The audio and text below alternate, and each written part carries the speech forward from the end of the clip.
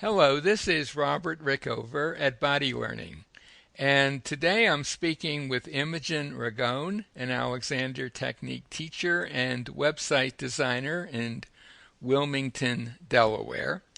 And we're going to talk a little about the Alexander Technique and its relationship with an idea that's pretty popular these days. It was popularized by Sheryl Sandberg, who's the chief executive officer of Facebook and a very prominent uh, woman executive in a field that doesn't have a lot of them.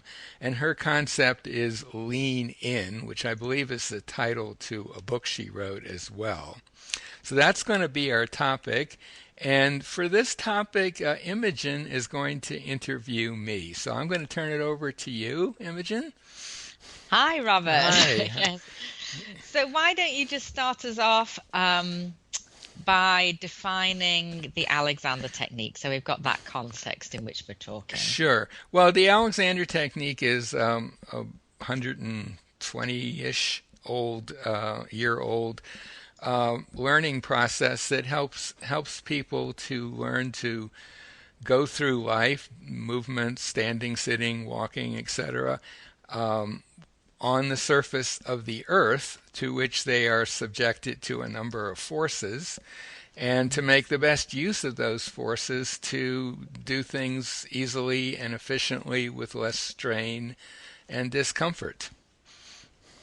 Very good. And so leaning in, um, It would be good if you would say yeah, a word or two about that, because I know you've read her book and you've done some blogs and you have a blog. I think it's fair to say that Sheryl Sandberg was addressing a lot of her uh, ideas to women in right. particular in the So workplace.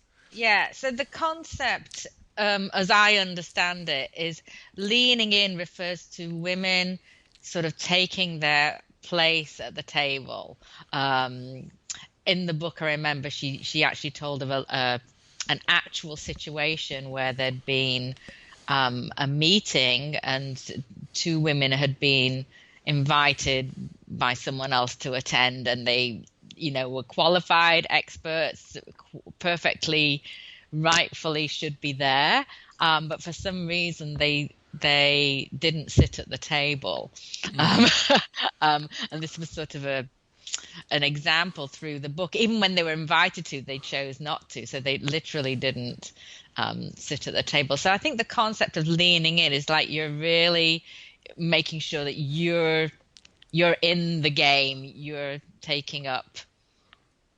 Actually, I was going into a bit of Alexander technique. I was going to say taking up the space that you But but you rightfully should have. taking Yeah. the the opportunities that come to Yes. you. Yes. Uh, And yeah. that we're yeah. And it can apply to men as well. I mean, there are plenty It of can, men. and actually, her movement, there's a whole website, leanin.org, um, is inviting men to lean in too. And it's like her concept would say, for men, it might be more of a challenge to be that stay-at-home dad and be at the playground and do, where it's a mom's world, or so Hmm. it's better for everybody. It's making it's equal opportunity in whatever um, situation. Right, Of right, of course, there's many more, I think, right. where women, do not have that equal status or whatever. So, Or they um, sometimes they don't, as you said earlier, don't fully accept opportunities, maybe. And right, again, and and some of it is has come down, through our history, society, culture, but some of it is even though we have the opportunity, we don't sort of stand up, lean in, and take them, even when they're right in front of us. right, right. Yeah. So, partly, in fact, because you're the one who has been blogging about this from time to time about women's empowerment issues and so on, right? I started thinking about lean in the literal sense of the word. I think Sheryl Sandberg would see it as kind of a metaphor for how you approach situations in the workplace or other places. Right. Yeah. But Not holding yourself back, which of course exactly. is also metaphorical. Right. um, But I started thinking about the physical manifestation of that, and a couple of things got me. A couple of things that I've always noticed but hadn't really connected with her ideas were, and I think a lot of Alexander student teachers rather will have experienced this with their students, that if they're working with someone who's, for example, a teacher, professor, public speaker, sometimes even a singer, they could be standing and you could be talking to them about something or other, and then you might say, well, why don't you imagine we're in a classroom and you're about to introduce a new topic or introduce yourself or whatever. And very often the person will immediately lean back a bit, sometimes quite a bit, but often it's a subtle leaning back. It's sort of moving the upper part of their body a little bit away from their audience.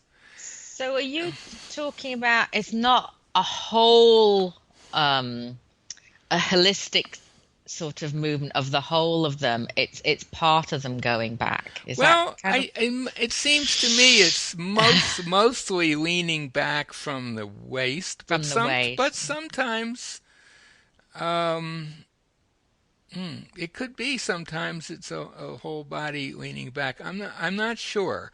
I see Okay. it. I notice it primarily in the upper part of their torso that's gone back a little bit, and um, what I tell students who exhibit that pattern, and I can help point it out to them and make them aware of it using some basic Alexander uh, teaching techniques, is that while it may be that the people in your audience won't see it themselves, they may not have the trained eye, and also they're seeing you from the front, but at some level I'm pretty sure they're going to sense it. So they're getting some sort of non-verbal signal, even if they couldn't Ex- identify exactly what it is. exactly. And I think what that nonverbal signal is, this guy or girl or woman or whatever wants to get away from me. Yeah. And I've worked with a number of particularly speakers, teachers, professors, people who regularly are in front of classrooms or sometimes larger audiences, and I've helped them to identify the pattern, and depending on whether it's an in-person lesson or a Skype session, I'll give them some ways of not doing that. And they've often reported that for some bizarre reason, their audiences are responding better to them. And which is not That's really a bizarre reason at all, but they can sense the effects, not just on their audience, but on their selves as they speak to Well, I'm whoever just it is. thinking off the top of my head as you're describing this, but if you think of the startle pattern, fight or flight, Hmm. flight is a bit of going away, and even a tiny bit of subtleness. Hmm. A tiny bit of subtleness, that's not very well expressed, but you know what I mean. Yeah. Very subtly going back. It's probably Hmm. a little bit of that flight. Hmm. Hmm. Yeah. And I see it, I'm not sure exactly if it's connected, but over the last year, I've been with many of my students, I've spent time with them getting out of a chair, getting onto Hmm. their feet, which of course Hmm. Alexander teachers love as an activity. But Hmm. I've been very interested in the last few inches of that process. In other words, Okay. what happens when someone is in a chair, gets onto his feet, and is pretty close to the end of the journey of towards standing. Hmm. And what I see often is they will arrive at a nice standing, in a nice standing, I don't want to say position, but a nice easy upright Posture. stance. Yeah. Sorry. But not, yeah, well, I mean, it's not a bad word, Yeah. but what I want to, it's not that it's they arrive at a place In a that's nice, neutral, nice, upright easy, standing. upright stand with very little effort needed to be there, and then immediately, instantaneously, they will add on something, and that adding on is almost always a backward pull, a little backward pull again, the same backward pull of their upper torso, a little their pelvis often goes a little forward to keep them from falling backwards, and it seems as though it's an idea. Well, unless I do this extra stuff, I'm not really standing. It's not legitimate standing.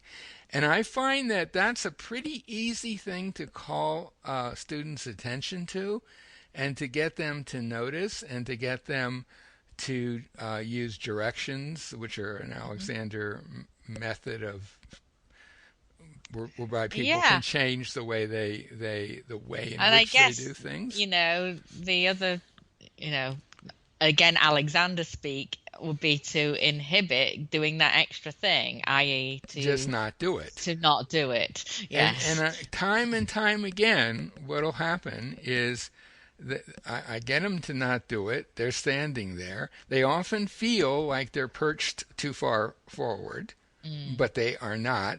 I can bring out the mirrors to show them, and they're kind of shocked by what they see because they think they're on the edge of falling over. And of course, I point out that they haven't fallen yet, Mm-hmm. and often they may still be pushing back a little bit, but just not as much. Mm-hmm. And I think that's a bit related, and I also think it's a bit related to what you see sometimes with singers, for example, where they might be on a stage and they're perhaps not singing. Maybe it's a pause, or I don't know, they're being introduced or something like that.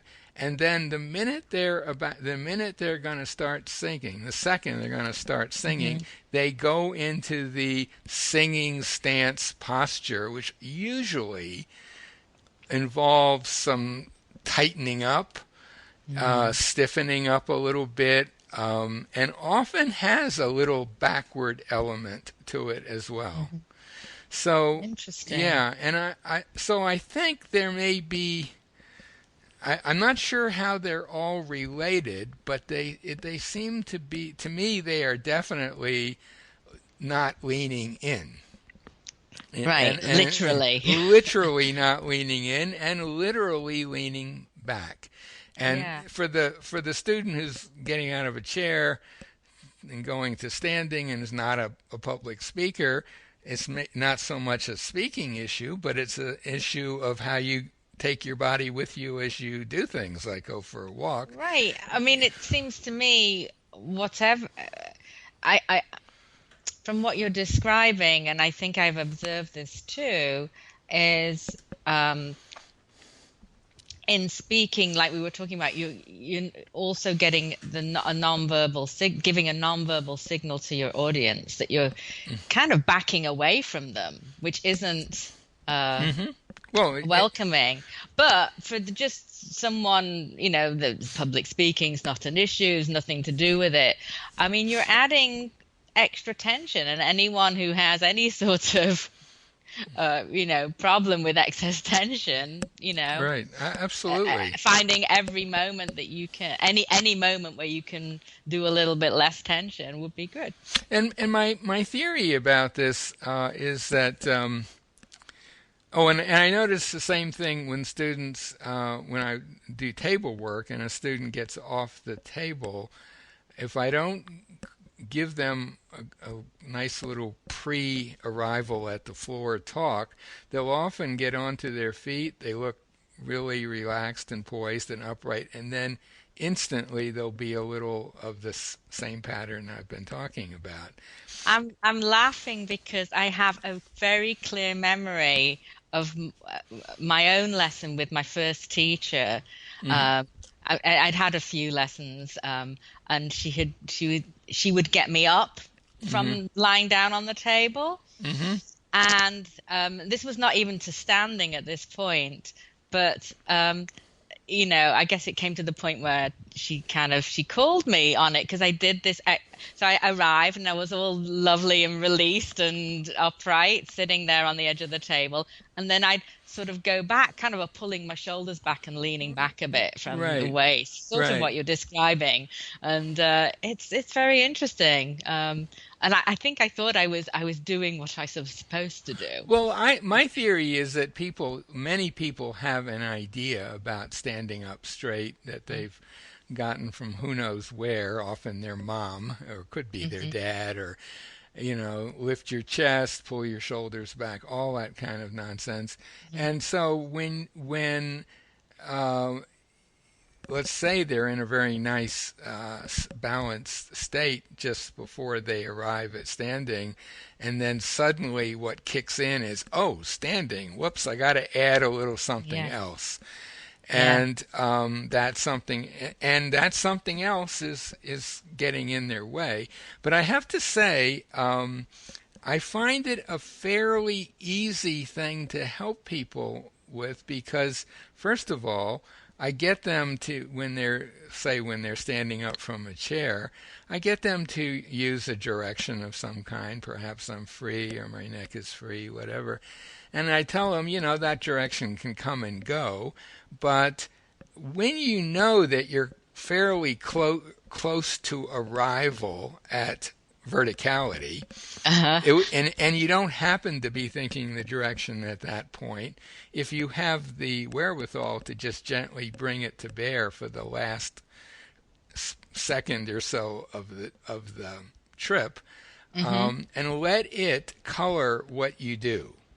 Mm. And often that's when on their own they'll just end up in this nice balanced state that feels weird. And they can often also have a very clear sense of what they would want to do at that point. Because they've got a frame of reference now. Exactly. Yeah, Or yeah. another way that you can work with people is you can have them standing, for example, and you could Hmm. be chatting with them. And you could say, well, now you're talking to me. We're having this pretty easygoing conversation. Could you imagine now that there's a group of students standing in a classroom in front of you and you're about to introduce yourself? Hmm. Don't actually do it, but just imagine. And 9 times out of 10, they'll exhibit some version of that little pulling back, and they can feel it. Mm. If you call it to their attention, they can sense it. And that Yes. then, that gives them the wherewithal to say, well, maybe when I'm about to start talking to the class, I'll use an Alexander direction that will make that less likely. You Yeah, know, I'm just thinking, and I don't know if this is something that you've thought about, because obviously there is the opposite to um, leaning in, which is when people sort of are really in your face, forward. hyper leaning in. No, hyper leaning in, which is Yeah. not what we want either, No, right? That's no. very, I guess yeah, that's, Although it can be effective, I think one of the most well-known hyper leaners in America was Lyndon Johnson, uh-huh. president. I mean, he was a big guy to start with, and he would virtually envelop people whose arm he was twisting to vote a certain way. Or, I mean, people would come away from an encounter with him saying, "Well, I've changed my vote because I didn't really feel I had a choice."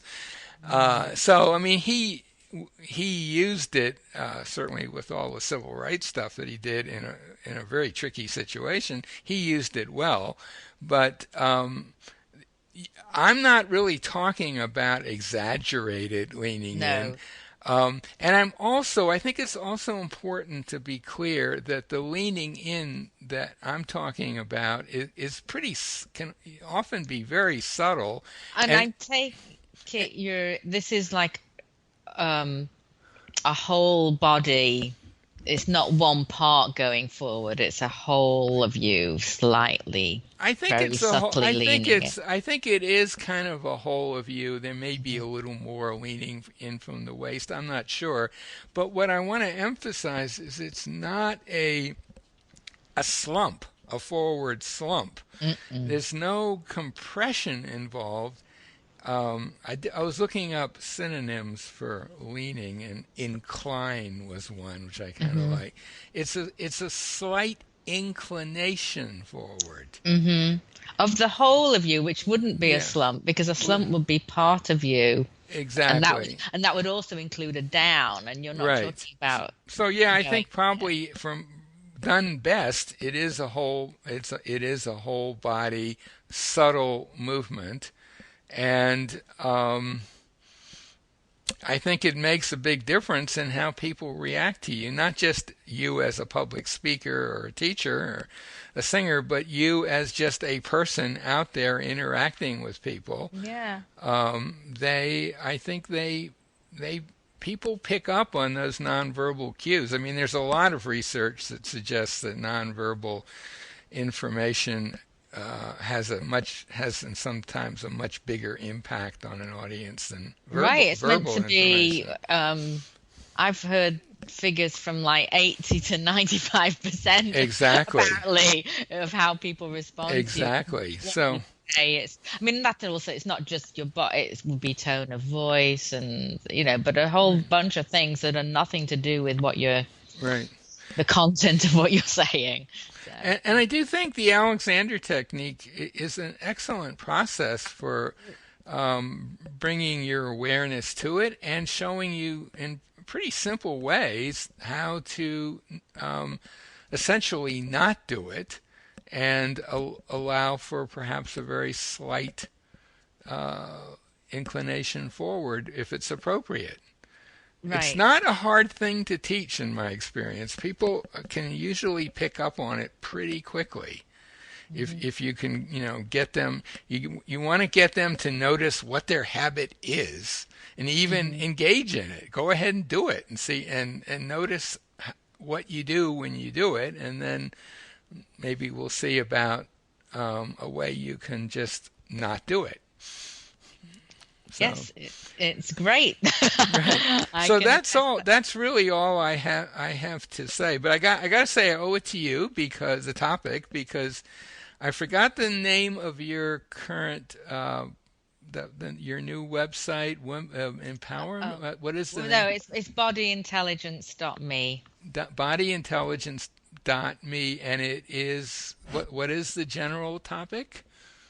It's well, the title is Body Intelligence for Women in Business. Ex- So it's really ways the Alexander technique can help empower you as a woman out there in the right. workforce. And I Yes. would think this would be a perfect bit of Yeah. information for that site. It's very Yes. strongly related. And Absolutely. you also on that site discuss other methods of um, increasing your confidence and things like power poses and so on, Yes, which all from my perspective as an as Alexander Technique right, teacher. But yes, right, absolutely. There's lots of tools we can use right, right. to help us lean in. Exactly, Yeah. exactly. So I don't really have anything else to say on Okay. this topic. Wow. Do you? I know, it's shocking. I know. Okay. Well, very, very interesting, Robert. So I'll hand back to you to, I guess, Yeah, close us out. yeah. Well, I've been speaking today with Imogen Ragone, an Alexander Technique teacher in Wilmington, Delaware. She's also a web designer. I'll put a link to that site we just mentioned by the interview, as well as to her Alexander Technique site, and I'll also put a link to a site that will give you more information about the Alexander Technique in general. So thank you so much for doing this, Imogen. Oh, you're welcome. Thank you. Very interesting.